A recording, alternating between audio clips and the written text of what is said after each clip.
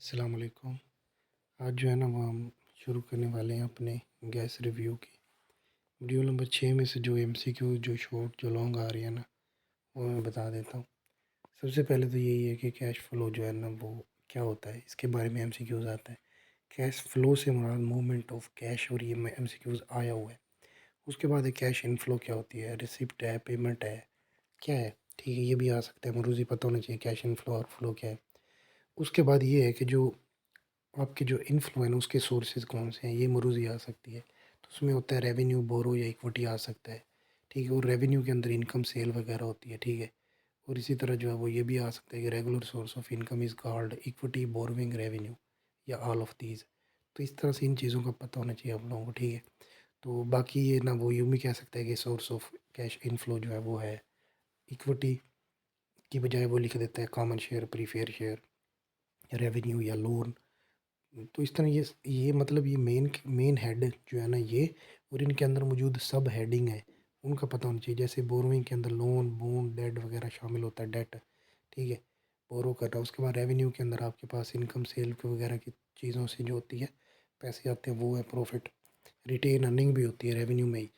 उसके बाद जो है ना वो इक्विटी जो है ना उसमें कॉमन शेयर और प्रीफेयर शेयर शामिल होते हैं, ये भी पता होना चाहिए आप लोगों को। तो इस तरह से वो जैसे मर्जी मरूजी बना दें, आप लोगों का कंसेप्ट क्लियर होगा तो आप लोग कर जाओगे। ये शॉर्ट भी आ सकता है कि what is meant by cash flow. अच्छा, उसके बाद write a note on cash flows, जो है उसके ऊपर नोट लिखो। तो आप लिखोगे कैश इनफ्लो, कैश आउटफ्लो क्या है, उसमें कौन कौन सी चीज़ें शामिल है, ये पता होना चाहिए। कैश आउटफ्लो से मुराद पेमेंट होती है कैश की, ठीक है, वो एक्सपेंसेस की सूरत में जाती है रेवेन्यू के कंट्रास्ट में। और जो बोरो चीज़ें लेनी होती है उनके कंट्रास्ट में पेमेंट, रीपेमेंट की सूरत में इंस्टॉलमेंट या मार्कअप इंस्टॉलमेंट देते हो तो वो जाती है। उसके बाद जो इक्विटी होती है उस सूरत में जो है वो डिविडेंड पे या डिविडेंड रिसीव हो रहा होता है बाज़ का, ठीक है। तो ये भी आपकी जो है वो कैश आउटफ्लो का ज़रिया बनते हैं, यानी डिविडेंड पेड किया जाना जो है वो आउटफ्लो में आएगा, ठीक है। बाकी जो इनफ्लो है ना वो मैं बताऊंगा फिर। यहाँ पे रिसीव हो जो होगा वो ऑपरेटिंग एक्टिविटी का हिस्सा होती है। उसके बाद देख लो जी, हमारे पास आ सकता है ये कि जो आती है ना कितने तरह की मेथड है जी, आप बताओ, ठीक है, कि कैश फ्लो स्टेटमेंट के कितने मेथड हैं, 2, 3, 4, 5, ठीक है। तो कोई तादाद भी पूछ सकता है, ठीक है। और वो कह सकता है कि जो है वो operating activity is different from other activities, किस मेथड के लिहाज से वो मुख्तलिफ है। डायरेक्ट मेथड के लिहाज से वो मुख्तलिफ होती है, इनडायरेक्ट के लिहाज से आपकी फाइनेंसिंग, ऑपरेटिंग और जो होती है ना इन्वेस्टिंग एक्टिविटी, ये सेम रहती हैं, ठीक है ना। आखिर में जाके हम देखेंगे कि हम जो है वो डायरेक्ट मेथड सिर्फ़ और सिर्फ ऑपरेटिंग एक्टिविटी का पढ़ते हैं, जो है वो बाकी दोनों एक्टिविटी का नहीं पढ़ता, वो सेम ही होते हैं जैसे इनडायरेक्ट मेथड होता है। तो अब हम शुरू करने जा रहे हैं यहाँ से आगे इनडायरेक्ट मेथड की तफसील।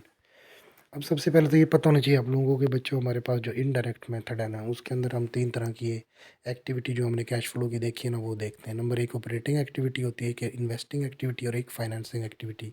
इसके बारे में मरूज़ी आ सकती है कि जो है वो कितनी तरह की एक्टिविटी पाई जाती है कैश फ्लो एनालिसिस में, 2, 3, 4, 5।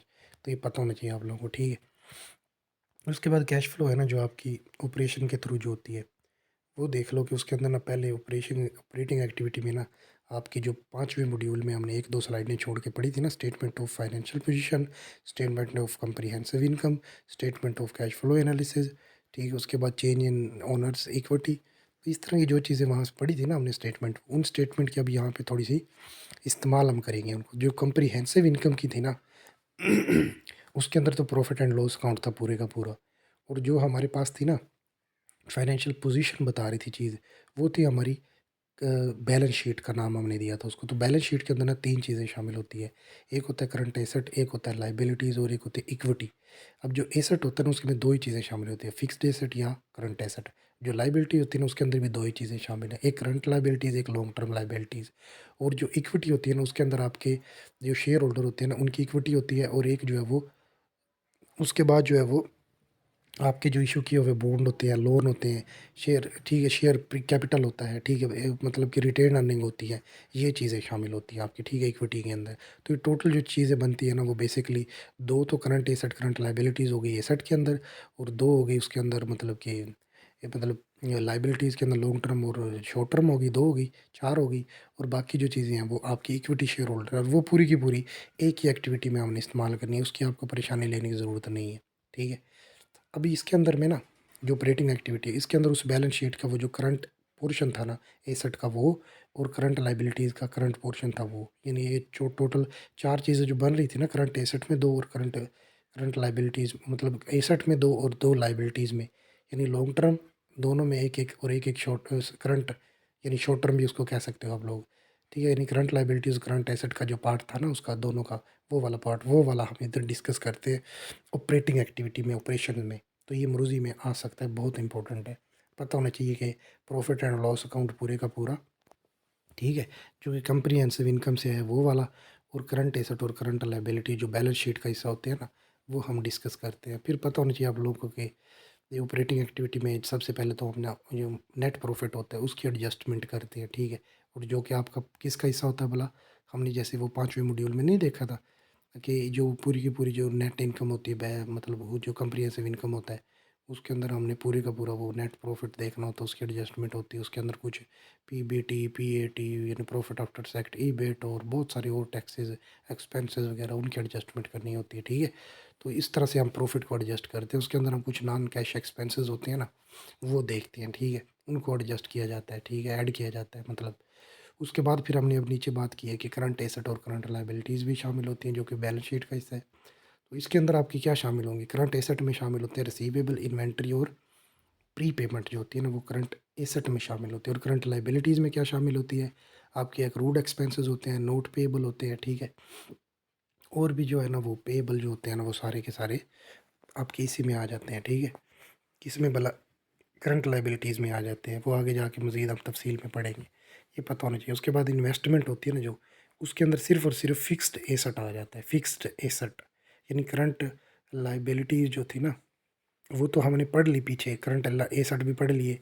अब रह गए हैं फ़िक्स्ड एसेट और लॉन्ग टर्म लायबिलिटीज़ और इक्विटी शेयर। उसमें से सिर्फ़ और सिर्फ एक पोर्शन जो है ना लॉन्ग टर्म इन्वेस्टमेंट, यानी कि जो आपकी होती है, जिसको आप फिक्स्ड एसेट भी कहते हो, यानी नॉन करंट एसेट या non current liability, non current investment भी कहते हो, वो आपकी शामिल होती है इसके अंदर cash flow from investing activity में, यानी फिक्स्ड एसेट को बेचना, लेना, देना। और या फिक्स्ड एसेट के अंदर और भी होते हैं ऑपरेटिंग फिक्स्ड एसेट, जिनके अंदर land, equipments, building, plant, furniture, गाड़ी, व्हीकल, सारा कुछ इसमें आ जाता है, ठीक है। तो फिक्स्ड एसेट जो होते हैं उनकी, और या फिर लॉन्ग टर्म इन्वेस्टमेंट, यानी वो तब्दीलियाँ जो लॉन्ग टर्म इन्वेस्टमेंट, यानी 1 साल से ज़्यादा अरसे के लिए हम इन्वेस्ट करने जा रहे हैं, वो भी। और फिक्स्ड एसेट जो होते हैं उनके अंदर तब्दीली, और इनटेंजिबल एसेट जो होते हैं ना, जिनके 1 साल से ज़्यादा अरसे के लिए यूज़ करना होता है, वो भी इनटेंजिबल एसेट के अंदर तब्दीली। ये तीनों चीज़ों का पता होना चाहिए, मरूज़ी में पूछ सकता है वो आप लोगों को। तो ये इन्वेस्टमेंट के अंदर आती हैं, ठीक है, इन्वेस्टिंग एक्टिविटी में आती है। उसके बाद अब रह गया था हमारे पास 2 चीज़ें, एक थी लॉन्ग टर्म लायबिलिटी रह गई थी, ठीक है, और एक रह गया था ओनर इक्विटी शेयर जो था, शेयर होल्डर इक्विटी। तो शेयर होल्डर इक्विटी पूरे का पूरा इसमें हमने इसमें पढ़ना है, और जो लॉन्ग टर्म लायबिलिटीज़ है ना वो भी इसी में पढ़नी है। तो जो फाइनेंसिंग एक्टिविटी होती है ना उसके अंदर हमने अब जो शेयर होल्डर से आएगा ना, वो तो पता है आपको, जो है वो आप लोन्स वगैरह जो है ना, बॉन्ड्स वगैरह, उनका लेना देना शामिल होता है, ठीक है। इसी तरह जो इक्विटी से आप शेयर कैपिटल या इशू करोगे ना, प्रीमियम शेयर, उससे जो पैसा आएगा वो भी आप इधर देखोगे। और जो डिविडेंड पे करोगे वो भी आपने इधर से ही देना होता है। तो डिविडेंड का पेड किया जाना जो है वो फाइनेंसिंग एक्टिविटी का हिस्सा है, जबकि रिसीव किया जाना ऑपरेटिंग एक्टिविटी का हिस्सा है। जबकि इंटरेस्ट का रिसीव और पेड दोनों का दोनों आपको ऑपरेटिंग एक्टिविटी में ही आप पढ़ोगे, इधर उसका कोई ज़िक्र नहीं है। तो लोन, बॉन्ड्स जो है ना, और शेयर कैपिटल यानी इक्विटी डिविडेंड, वो भी आपका किसका हिस्सा है, फाइनेंसिंग एक्टिविटी का। पता होना चाहिए, शॉर्ट आ सकता है, मरूज़ी आ सकती है, हर तरह से घुमा फिरा के वो डाल सकता है।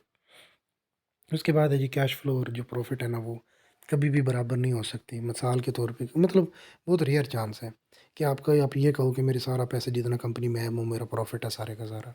ऐसा बहुत नामुमकिन होता है, समझो। वो क्यों होता है, क्योंकि हम जो है ना वो प्रॉफिट जो है ना उसकी जब एडजस्टमेंट करते हैं तो कुछ नॉन कैश एक्सपेंसेस होते हैं जिनकी एडजस्टमेंट हमने करनी होती है। और अगर हम अपनी वैल्यूएशन की जो टेक्निक्स हमने पढ़ी है ना 9वें मॉड्यूल में, ठीक है ना, तो उधर जो हमने वो टेक्निक्स पढ़ी हैं सारी की सारी वैल्यूएशन की, अगर वो हर एक को हम अलग-अलग से इम्प्लीमेंट करके देखें तो फ़र्क आ रहा होता है प्रॉफिट के अंदर, ठीक है। तो इस तरह से वो कहते हैं change in method of valuation, तब्दील करने से भी आपका प्रॉफिट में तब्दीली अक्कर होती है। उसके बाद कैपिटलाइजिंग एक्सपेंसेस, कि ऐसे एक्सपेंसेस जिनको आपने एज अ एसेट शो करवाया होता है, मिसाल के तौर पे कि आपने चाइना से एक फैक्ट्री के ना लिए ना मशीनरी मंगवाई है, वो वहाँ से जो असल कॉस्ट थी वो तो दे दी। अब वहाँ से आने से लेके किराया वगैरह लगा आके इंस्टॉलमेंट की लगाया कंपनी को, जिसने लगाई है वो आके अपने पैसे अलहदा लेते हैं। तो इस तरह वो भी एक्सपेंस उस एसेट की कॉस्ट टोटल जो होती है ना, उसके साथ लगी होती है, जुड़ी होती है। तो इस तरह से एक एसेट के साथ वो जो शो करवाना है एक्सपेंस को, वो कैपिटलाइज़िंग एक्सपेंस होता है, उनकी भी एडजस्टमेंट हमने करनी होती है। ठीक है, इसी तरह कुछ ऐसे पैसे होते हैं जो रिसीवेबल के तौर पे हमें मिलना होते हैं, और वो हमने क्रेडिट सेल जो की होती हैं उनके ऊपर जो आ रहा होता है वो रिसीवेबल के तौर पे वो रेवेन्यू आता है हमारे पास। ठीक है, इसी तरह कुछ पेएबल होते हैं जो हमने कॉस्ट या एक्सपेंस के सूरत में पे करने होते हैं। ठीक है, तो इस तरह से ये जो पेमेंट होती है वो भी हमने एडजस्टमेंट करनी होती है। तो सिंपल मतलब ये है कि आपका कभी भी ये आप नहीं कह सकते मेरा सारा कैश इनफ्लो जो है ना वो प्रॉफिट के बराबर है, क्योंकि बहुत सारी रीज़न है, उन रीज़न में नॉन कैश एक्सपेंसेस का होना है। कुछ मेथड की तब्दीली जो है वो भी तब्दील कर सकती है आपका टोटल कैपिटल, मतलब वो जो होता है प्रॉफिट। इसी तरह जो कैपिटल एक्सपेंसेस होते हैं, ये भी आ सकती है मरूज़ यहाँ पे कि जो एसेट से बिलोंग करते हैं या लायबिलिटी से या इक्विटी से। कैपिटलाइजिंग एक्सपेंस एसेट से बिलोंग करते हैं। इसी तरह जो रिसीवेबल होता है ना, जो पेमेंट आपने करनी हो लेनी होती है किसी से, वो भी जब तक मिली नहीं होती तो आप कैसे कह सकते हो कि मेरा सारा प्रॉफिट है ये। तो उसकी एडजस्टमेंट भी करना बाकी होती है। इसी तरह कुछ पेएबल होते हैं जो आपने देने होते हैं, वो भी एज अ कॉस्ट या एक्सपेंस आपने पे करने होते हैं, तो उनकी एडजस्टमेंट भी ज़रूरी होती है। इस वजह से हम कभी भी नहीं कह सकते कि टोटल कैश जो है वो प्रॉफिट है या टोटल प्रॉफिट कैश है। तो ये इसी वजह से कुछ यहाँ पे सूरत जो पैदा हो सकती हैं वो बताई हैं उसने, कि प्रॉफिट हो बट लेकिन कैश ना हो, ये भी हो सकता है। ऐसा हो सकता है कि प्रॉफिट तो है लेकिन कैश नहीं है। ऐसा भी हो सकता है कि कैश है लेकिन प्रॉफिट नहीं है। और कैश जो है ना उसका मुराद दरअसल कैश की इन अर्न आउट होती है, ये भी मरूज़ी आ सकती है। और प्रॉफिट जो है ना वो डिफरेंट होता है रेवेन्यू और इन एक्सपेंस का, यानी रेवेन्यू में से एक्सपेंस निकाल दोगे तो प्रॉफिट आता है। तो ये बातें थी सारी की सारी। उसके बाद ये मरूज़ी भी आ सकती है, पीछे वाले में से काफ़ी सारी आती हैं, पता होना चाहिए। उसके बाद है जी application and source of cash क्या हो सकते हैं, ये भी मरूज़ी आ सकती है, शॉर्ट आ सकता है, बहुत इंपॉर्टेंट है। तो इसमें दरअसल जो सोर्स है ना उससे मुराद है कैश का इनफ्लो यानी पैसे का आना, और एप्लीकेशन से मुराद है पैसे का आउटफ्लो यानी जाना। समझ आ रही है ना? तो इसमें अब वो कह सकते हैं सोर्सेज ऑफ कैश इंक्लूड, वो मरूज़ी डाल सकता है, बुलेट में लगा देगा 1 2 3 ए बी सी के रिसीवेबल है, रेवेन्यू है, सेल ऑफ एसेट या बोरोइंग। तो उसके अंदर अब ये जो सब कैटेगरी चीज़ें हैं, लोन बॉन्ड्स ये भी डाल सकता है, इक्विटी में ये चीज़ें। तो पता होना चाहिए कि ये वाले सोर्स हैं, तो इससे मरूज़ी बन सकती है, शॉर्ट आ सकता है, लॉन्ग आ सकता है, पता होना चाहिए आप लोगों को। ठीक है, उसके बाद वो जो कि कैश फ्लो जो है ना वो एप्लीकेशन ऑफ कैश है। उसके अंदर आप जो एक्सपेंसेस देते हो या कॉस्ट अदा करते हो उससे पैसा जाएगा, एप्लीकेशन है वो। अगर आप फिक्स्ड एसेट खरीदते हो तो पैसा जाएगा, पेड करते हो पेमेंट यानी देनदारी है, वो देनी है तो उससे पैसा जाएगा। क्रूड एक्सपेंसेस अगर हो रहे हैं, यानी जो पहले ही आप एक्सपेंस कर चुके हो उसकी पेमेंट नहीं की अभी तक, तो उसका अगर देना है आपने, तो वो भी आपको जो है वो एक्सपेंस पे करना पड़ेगा, तो पेमेंट है जाएगा, एप्लीकेशन है कैश की। ठीक है, पेमेंट ऑफ लाइबिलिटी देना है वो भी जाएगा, डिविडेंड देना है तो वो भी पैसा जाता होता है, और ट्रेजरी स्टॉक जो है ना उसके ख़रीदने से पैसा जो है वो जाएगा, और अगर उसको आपने सेल किया है तो फिर आएगा, और डिविडेंड के पे करने से पैसा जाएगा और रिसीव होने से पैसा आएगा। तो दूसरी तरफ देखो अब कैश फ्लो जो है ना ऑपरेटिंग एक्टिविटी में, उसकी हम ज़रा तफसील पढ़ते हैं। पहले भी बता चुका हूँ कि मरूज़ी आ सकती है, कितनी तरह की एक्टिविटी हैं, नाम भी आ सकते हैं इनके, कि ऑपरेटिंग है, इन्वेस्टिंग है, फाइनेंसिंग है, या ऑल ऑफ दीज है, या वो तीनों को एक ही में डाल के और बाकी बदलता रहेगा। ठीक है, ये वो तादाद पूछ लेगा 2 3 4 5 कितनी है, तो इस तरह से 3 4 MCQ जो भी बन सकते हैं, देख लो। उसके बाद ये लॉन्ग आ सकता है कि right a note on operating activity पे, लंबा नोट लिखो। तो पता होना चाहिए, पहले बताओगे आप लोग, फिर ऑपरेटिंग एक्टिविटी में शामिल क्या क्या है। Profit and loss count, current asset, current liability शामिल होती है। सबसे पहले तो इसका फॉर्मेट क्या होता है कि हम कैसे इसकी बैलेंस शीट के अंदर एडजस्टमेंट करते हैं। नेट प्रॉफिट जो होता है, इसके बारे में रोज़ी आई हुई है, उसको आप एडजस्टमेंट सबसे पहले करते हो नेट इनकम की। उसमें ये होता है कि जो नॉन कैश एक्सपेंस होते हैं उनको आप ऐड कर देते हो। अगर करंट एसेट, इसको आप भूल जाओ, करंट एसेट को फिलहाल सिर्फ लाइबिलिटी की तरफ आओ। ज़रा मैं एक ट्रिक बताता हूँ कि लाइबिलिटीज़ को जहन में ये रखना है कि करंट लाइबिलिटीज़ अगर बढ़ गई हैं तो आपने ऐड कर देना है, माइनस हो गई हैं तो माइनस, कम हो गई हैं तो माइनस कर दोगे। आप लोगों को पता है कि जब कोई भी करंट लाइबिलिटी जो है ना वो बढ़ने का मतलब होता है कोई चीज़ पॉजिटिवली साइन दे रही है आपको, जब वो बढ़ती है तो इंक्रीज़ होती है ना। तो जब लायबिलिटीज़ बढ़ जाएँगी तो उनको ऐड कर दोगे, तो ऐडिंग से ही कोई चीज़ बढ़ती है हमेशा। तो करंट लायबिलिटीज़ का ऐड करना जो है वो क्या होगा कि वो बढ़ रही हैं तो ऐड कर दोगे, अगर वो डिक्रीज़ हो रही हैं तो माइनस कर दोगे। ठीक है? कोई भी चीज़ जब कम होती है तो ज़ाहिर है वो डिक्रीज़ होती है उसी वक़्त जब वो कम होती है, तो बस यही ज़हन में रखो। बाकी जो करंट एसेट है ना वो इसका अपोज़िट है। करंट एसेट का बढ़ जाना जो है वो आपका सब्ट्रैक्ट कहलाएगा और करंट एसेट का कम हो जाना एडिशन कहलाएगा। उसके बाद जो नॉन कैश एक्सपेंस होते हैं ना उनको आप ऐड कर देते हो। नेट इनकम या नेट प्रॉफिट जो है वो आ जाता है यहाँ पे ऐड नॉन कैश एक्सपेंसेस में, ठीक है। कि जो नॉन कैश एक्सपेंस है ना उनको आप ऐड करते हो सबसे पहले नेट इनकम या प्रॉफिट के साथ। इसी तरह अगर आपका करंट एसेट बढ़ रहा है तो वो आप ऐड करोगे, अगर कम हो रहा है तो माइनस कर दोगे। करंट लाइबिलिटीज़ बढ़ेगी तो ऐड हो जाएगी, कम होगी तो माइनस होगी, ये पता होना चाहिए। उसके बाद आ गया जी कि नॉन कैश एक्सपेंसेस, आपने कहा है कि उनकी एडजस्टमेंट की जाती है। दरअसल हम देखते हैं कि नॉन कैश एक्सपेंसेस होते क्या हैं, बहुत इंपॉर्टेंट है। शॉर्ट आ सकता है, 3 नंबर का मरूजी आ सकती है। और इनको हम क्या किया जाता है, ऐड, माइनस, तकसीम, ज़रब, ये भी पूछ सकता है। तो एडिंग होती है हमेशा नॉन कैश एक्सपेंसेस की, ठीक है। उसमें डिप्रिसिएशन आ जाता है आपका, अमोर्टाइजेशन आ जाता है, और ये इनटेंजिबल एसेट की होती है, ठीक है। अमोर्टाइजेशन ऐसे एसेट होते हैं जिनको इनटेंजिबल यानी सॉफ्टवेयर वगैरह खरीद लेते हो ना, उसकी पेमेंट तो आपने पहले ही कर दी, लेकिन बाद में उसकी पूरी लाइफ के ऊपर उसकी एक खास पोर्शन जो है उसको आप डिवाइड करके उसमें से एक्सपेंस को बाकी री ने दोबारा ऐड कर रहे होते हो आप, जिसकी वजह से आप उसकी एडजस्टमेंट करते हो। डिप्रिसिएशन जो होता है वो एसेट की अमाउंट को तकसीम किया जाता है उसकी ओवरऑल लाइफ के ऊपर। फिर कुछ एसेट होते हैं उनको अगर आप बुक में से ख़त्म कर देते, उसकी वैल्यू नहीं रही, तो उसका जो अमाउंट आप बुक में से उड़ाओगे वो भी आप ऐड बैक करोगे। प्रोविजन ऑफ बैड डेट्स, यानी पुराने जो बैड डेट्स होते हैं ना, उनकी प्रोविजन भी इसमें शामिल होती है। और जो एक्सपेंसेस होते हैं ना वो भी आपने प्रोविजन ऑफ फॉर एक्सपेंसेस के तौर पे भी वो ऐड किए जाते हैं। पर इनके नाम याद होने चाहिए, पता होने चाहिए, सारे ऐड होंगे नॉन कैश एक्सपेंसेस।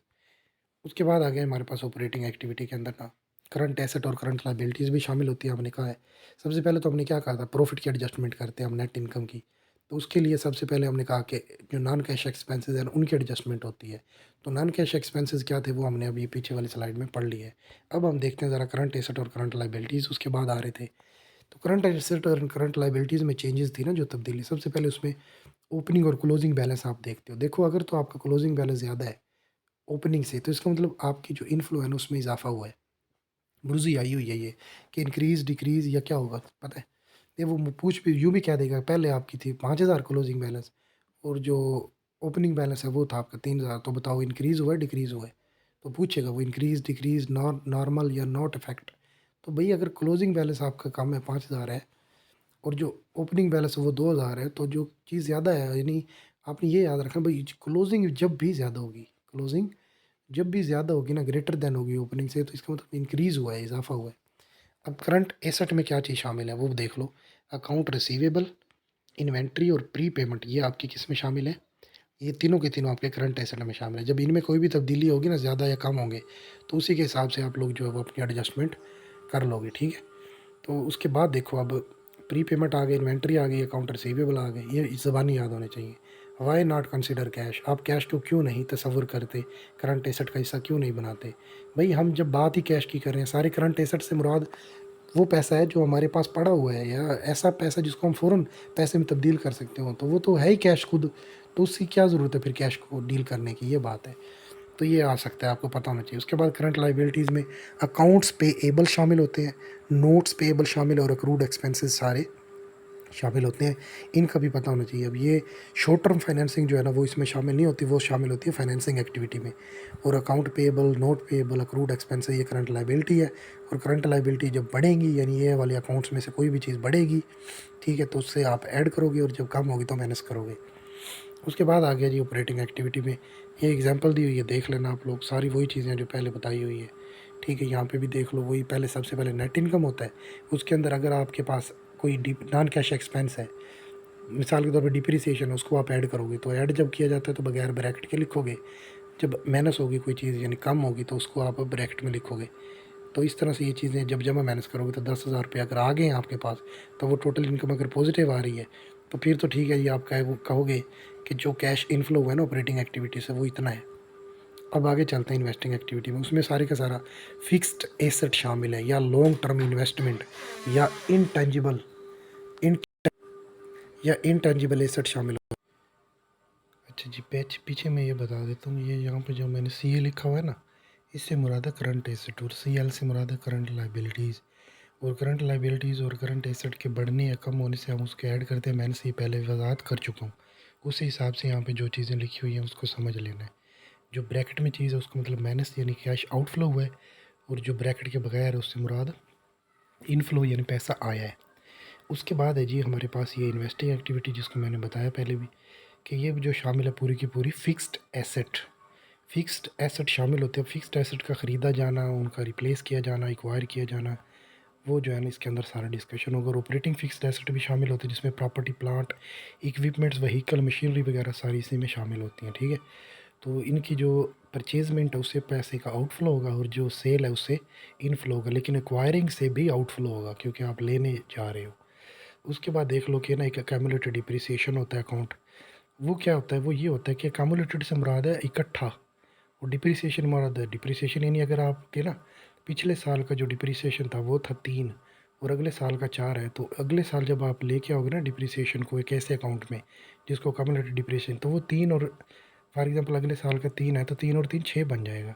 तो इस तरह अगर आपके नेट जो एसेट होता है ना उसकी कीमत 500 है 2018 में और 2019 में 600 है, तो यहाँ पे 100 का इजाफा हुआ है, लेकिन अकोमोडेटेड डिप्रिसिएशन में सिर्फ 40 रुपये का इजाफा हुआ है, 140 का हुआ है, 100 से 140 पे चला गया है। तो जब भी आपका अकोमोडेटेड डिप्रिसिएशन बढ़ेगा तो उससे मुराद आउटफ्लो है। जब भी अकोमोडेटेड डिप्रिसिएशन किसी भी एसेट का बढ़ता है तो उससे मुराद कैश का आउटफ्लो होता है। तो अगर आपकी अमाउंट 500 से 600 पे गई है ना, तो आपका डिप्रिसिएशन जो है वो 140 गुना हो गया 2019 के अंदर। तो इसका मतलब 100 से लेके 140 तक आने में उसने 140 रुपये का इंक्रीमेंट हुआ है, तो फिर तो जो एसेट की वैल्यू थी वो 500, वो उसका डिफरेंस सिर्फ 100 रुपये हुआ है। तो इससे मुराद ये हुआ कि आपकी जो असल प्राइस थी ना वो पहले 500 से कम होके 460 हुई थी, पहले कमी हुई होगी, उसके बाद 140 का इजाफा हुआ है, तो फिर अकोमोडेटेड डिप्रिसिएशन के 140 के बाद वो 600 पे गया है। समझ आ रही है, अदरवाइज़ तो 640 होना चाहिए था। तो ये बात है कि 40 रुपये जो है ना वो इस तरह से इजाफा हुआ है, वो ऐड हम बैक कर लेंगे, तो वो हो जाएगा 600 माइनस 500, यानी वो नीचे यहाँ पे तहरीर लिखी हुई है, यहाँ पे शो नहीं हो रही, ठीक है। और उसको हम जो है वो जमा कर देंगे 40, तो 140 आ जाएगा। तो जब भी ज़हन में रखना है कम्युलेटिव डिप्रिसिएशन इंक्रीज़ होगा तो कैश आउटफ्लो होगी, ठीक है, यानी पैसा जाएगा, माइनस में लिखेंगे हम बैलेंस शीट में। तो ये अब यहाँ पे ना ज़रा इसकी एग्जांपल दी हुई है। जब भी अब ये सारी की सारी ना ये फिक्स्ड एसेट हैं, लैंड, बिल्डिंग, इक्विपमेंट्स, प्लांट्स, ठीक है। और इंक्रीज़ इन अक्यूमुलेटेड डिप्रिसिएशन का पता ही है आप लोगों को कि अगर वो इंक्रीज़ हुई है तो वो माइनस होगा, और वो आगे जाके शीट में बताता हूँ कैसे। एक ज़रूरी इंपॉर्टेंट बात बहुत ज़रूरी है कि जो भी आपके लॉन्ग टर्म डेट का बाय किया जाना, लॉन्ग टर्म डेट होती है कि 1 साल से ज़ायद अरसे वाले बॉन्ड्स आप खरीद रहे हो, तो वो इन्वेस्टमेंट कर रहे हो ना आप, समझ आ रही है? उनसे बेनिफिट मिलेगा ना आपको। तो अगर 1 साल से ज़ायद यानी लॉन्ग टर्म डेट यानी बॉन्ड्स अगर आप बाय कर रहे हो तो वो भी इन्वेस्टिंग एक्टिविटी में शामिल है। और sale of bond of other activity, दूसरी कंपनियों के बॉन्ड को सेल करना, वो भी इसी में शामिल है। समझ आ रही है ना? वो भी इन्वेस्टिंग एक्टिविटी में शामिल है, लेकिन इशुएंस ऑफ बॉन्ड है ना, वो आपकी जो है वो इन्वेस्टिंग एक्टिविटी का नहीं बल्कि फाइनेंसिंग एक्टिविटी का हिस्सा है। इशुएंस ऑफ बॉन्ड, बॉन्ड का इशू करना, जो कि इक्विटी शेयर होल्डर में फॉर एग्जांपल वहाँ पे बॉन्ड शामिल है ना, अभी जाके दिखाऊँगा आगे मैं। लेकिन वहाँ पे सिर्फ़ इशुएंस है, यहाँ पे जो बॉन्ड होते हैं ना लॉन्ग टर्म डेट यानी बॉन्ड्स, 1 साल से ज़्यादा अरसे के लिए इन्वेस्टमेंट करते हो, जिनमें आप खरीदते हो या उनको बेच देते हो, तो उनका जो सारे का सारा प्रोसेस है ना लेना-देना, वो इन्वेस्टिंग एक्टिविटी का हिस्सा है। ये दोनों पॉइंट बहुत इंपॉर्टेंट है, आखिरी 2, तो ये पता होना चाहिए। इन्वेस्टिंग एक्टिविटी का हिस्सा। सबसे पहले देख लो परचेज़ ऑफ लैंड। जब ज़मीन खरीदोगे तो पैसा जाएगा, जब जाएगा तो नेगेटिव होगा, नेगेटिव को ब्रैकेट में लिखना है। इसी तरह जब कोई भी चीज़ बेचते हो तो आप लोग पैसा आएगा। इसी तरह जो इंक्रीज़ है ना कम्युलेटिव डिप्रिसिएशन वो आउटफ्लो है, वो नेगेटिव लिखेंगे हम। बाय करेंगे जब आप लॉन्ग टर्म डेट दूसरे कंपनी को पैसा दोगे तो आपका आउटफ्लो, अगर जब सेल करोगे तो आएगा, और नीचे जो भी अमाउंट होगी ना, अगर तो वो नेगेटिव में है तो आप कहोगे कैश आउटफ्लो हुई है इतने पैसों की, ठीक है। और अगर वो पॉजिटिव है तो आप कहोगे इनफ्लो हुई है, नेट इतनी इनकम, इतनी नेट जो है वो इनफ्लो हुई है आपकी, फॉर एग्जांपल अगर पॉजिटिव हुई तो। अब आ गया फाइनेंसिंग एक्टिविटी। फाइनेंसिंग एक्टिविटी में ना बच्चों 2 ही चीज़ें शामिल होती हैं, हमने कहा था कि एक था शेयर होल्डर इक्विटी और एक था लॉन्ग टर्म जो है वो मतलब कि डेट, लॉन्ग टर्म लायबिलिटीज़, यानी 1 साल से ज़्यादा अरसे के अंदर आप लोगों ने जो देनी है अमाउंट वो। तो यहाँ पे देख लो सबसे पहले तो जो फाइनेंसिंग एक्टिविटी है ना, फाइनेंसिंग करवाओगे कैसे? पैसा कहाँ-कहाँ से लेके आओगे? पहले तो सोर्सेज़ हैं, उसमें इक्विटी और डेट है। अब कॉस्ट जो आएगी ना, उन कॉस्ट ऑफ फाइनेंसिंग होगी, वो जो आएगी कॉस्ट अब आपके फाइनेंसिंग के ऊपर, वो जो इक्विटी की सूरत में आएगी वो डिविडेंड होता है और जो डेट की सूरत में वो इंटरेस्ट होता है, पता होना चाहिए। अब अगर आप फाइनेंसिंग करवाते हो इक्विटी से, तो उसके अंदर क्या करोगे आप? इक्विटी में शामिल होते हैं आपके कॉमन शेयर, प्रीफर्ड शेयर और जो एडिशनल शेयर प्रीमियम जो आप इश्यू करोगे, उससे भी पैसा आएगा। अगर प्रीफर्ड शेयर इशू करोगे उससे भी पैसा आएगा, कॉमन शेयर इशू करोगे पैसा आएगा। अब ट्रेजरी स्टॉक को अगर आप बाय करोगे, खरीदोगे तो पैसा जाएगा। अगर उनको पड़े हुए हैं उनको दोबारा से री इशू करोगे, सेल करोगे तो उससे पैसा जाएगा, आएगा सॉरी, मतलब बाय करने से पैसा जाएगा, सेल करने से आएगा। डिविडेंड पे करोगे, सिर्फ यहाँ पे डिविडेंड पेड होता है, याद रखना। जो फाइनेंसिंग एक्टिविटी है ना उसमें डिविडेंड पेड शामिल है, बाकी जो डिविडेंड रिसीव है ना वो ऑपरेटिंग एक्टिविटी का हिस्सा है।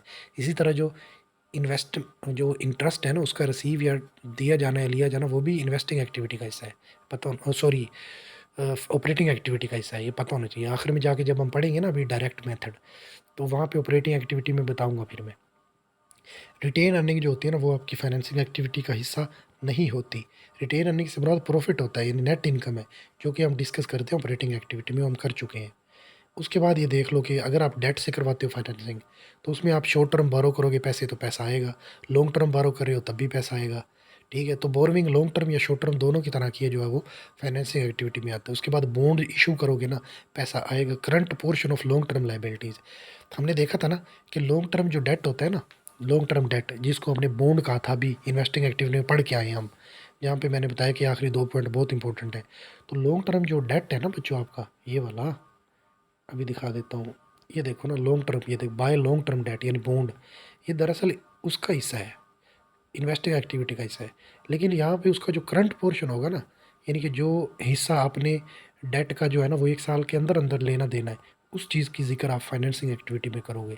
इसी तरह शॉर्ट टर्म फाइनेंसिंग जो है ना वो भी फाइनेंसिंग एक्टिविटी का हिस्सा होती है। तो current portion of long term debt भी इसी का हिस्सा होता है। लीज़ की पेमेंट अगर आप कर रहे हो तो वो भी पैसे का जाना होता है, और वो भी फाइनेंसिंग एक्टिविटी का हिस्सा है। ठीक है, मुरूज़ी आ सकती है यहाँ से, बन सकती हैं कि वो lease payment include in which activity financing, operating, investing या नॉन ऑफ दीज। तो इस तरह से आपको पता होना चाहिए। तो उसके बाद ये हमारे पास आ गया जी फाइनेंसिंग एक्टिविटी में देख लो कि बॉन्ड का जो रिटायर हो जाना पैसे का देना होता है। जब रिटायर होते हैं पैसे दिए जाते हैं, बॉन्ड इशू करते हो पैसा आएगा, शॉर्ट टर्म बोरो करोगे तो पैसा आएगा। अगर लॉन्ग टर्म डेट जो है उसको पैसा दे रहे हो, आप पेमेंट कर रहे हो, पैसा जो है वो मतलब जाएगा आपके पास से। ठीक है, तो इस तरह ये सारी चीज़ें जो इशू की जाएंगी, जो परचेज़ की जाएंगी, जो सेल की जाएंगी, या रिटायरमेंट बॉन्ड है वो क्या होता है, डिविडेंड का पे किया जाना, ट्रेजरी स्टॉक का पे किया जाने से पैसा आएगा जाएगा, ये चीज़ों की समझ होनी चाहिए बस। तो यहाँ पे आप देख लो, सबसे पहले तो ना लॉन्ग टर्म बोरो करोगे पैसा आएगा। ठीक है, पेमेंट करोगे लॉन्ग टर्म डेट की तो जाएगा। शॉर्ट टर्म बोरो करोगे पैसा आएगा, इशू करोगे बॉन्ड को पैसा आएगा, पॉजिटिव है, बगैर ब्रैकेट के लिखा हुआ है। बॉन्ड रिटायरमेंट हो गया तो उसको पेमेंट करनी होती है आपने, तो उस वक्त पैसा जाएगा। जो इंटरेस्ट की पेमेंट होती है ना वो आपकी इस एक्टिविटी का हिस्सा नहीं है, वो ऑपरेटिंग एक्टिविटी का हिस्सा है, इसका जिक्र नहीं करेंगे यहाँ पे, इसलिए खाली छोड़ देंगे। अगर कॉमन शेयर इशू करते हो पैसा आएगा, परचेज़ करते हो ट्रेजरी स्टॉक तो पैसा जाएगा। डिविडेंड पे किया जाना इस एक्टिविटी का हिस्सा है, बाकी कोई चीज़ हिस्सा नहीं है। ना ही इंटरेस्ट का लेना देना यहाँ पे है, ना ही डिविडेंड का देना लेना यहाँ पे मौजूद है। सिर्फ डिविडेंड का पेड यानी पे करना, वो पेमेंट ऑफ डिविडेंड जो है वो आपकी फाइनेंशियल एक्टिविटी का हिस्सा है। मुरूज़ी आ सकती है, बहुत इंपॉर्टेंट है। प्रॉफिट का यहाँ पे कोई जिक्र नहीं होता क्योंकि ये हम ऑपरेटिंग एक्टिविटी में कर चुके हैं। उसके बाद अगर तो पॉजिटिव जवाब आता है तो आप कहते हो नेट कैश फ्लो जो है ना फ्रॉम फाइनेंसिंग एक्टिविटी से हुआ है, इस तरह से।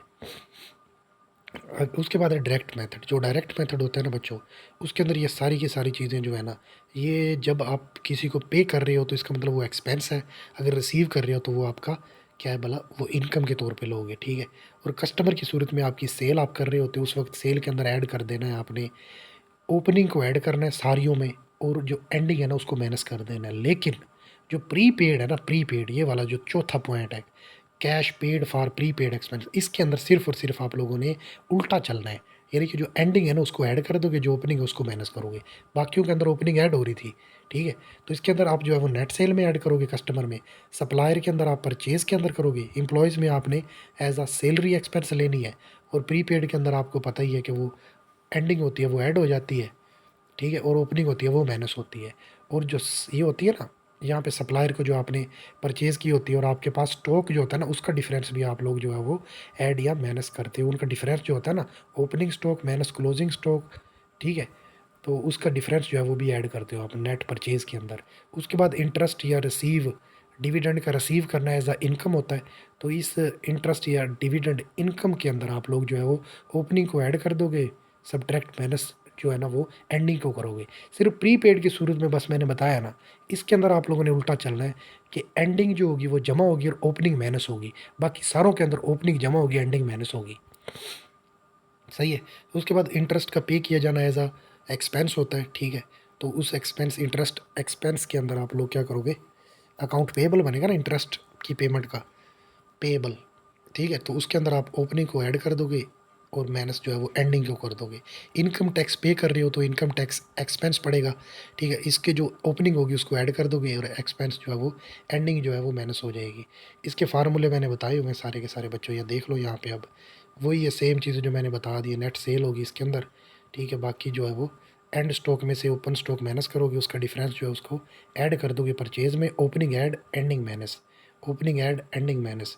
सिर्फ इस सूरत के अंदर ना, जो आगे आएगी मैं बताऊंगा, यहाँ पे भी opening add ending minus salary हो जाएगी, ओपनिंग ऐड एंडिंग माइनस। लेकिन इसमें यहाँ पे देखो ओपनिंग ऐड नहीं है, ओपनिंग माइनस है, एंडिंग प्लस है, बस ये फ़र्क है, बाकी सारे सेम है, ओपनिंग ऐड बाकी माइनस।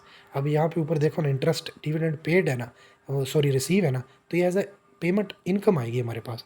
तो इसी का नाम हम तब्दील करके इनकम हेडिंग को कह रहा हूँ, डिविडेंड रिसीव की जगह पे इनकम लिख देंगे और वो हमारे पास बन जाएगी, ठीक है। तो ये बच्चों आप लोगों ने सारे के सारे देख लेने हैं। और जो अकाउंट पैसे आएंगे तो वो रिसीवेबल के तौर पे आएंगे, और जो पेमेंट हमने देनी है वो एज अ पेएबल के तौर पे हम देते होते हैं। तो ये देख लेना है बस। तो ये था मॉड्यूल नंबर 6। बाकी इंशाल्लाह सारे आज अपलोड हो जाएंगे। मैं इंशाल्लाह कोशिश करता हूँ कि फ़ाइनल से पहले पहले इनको कवर कर दूँ। Thank you so much.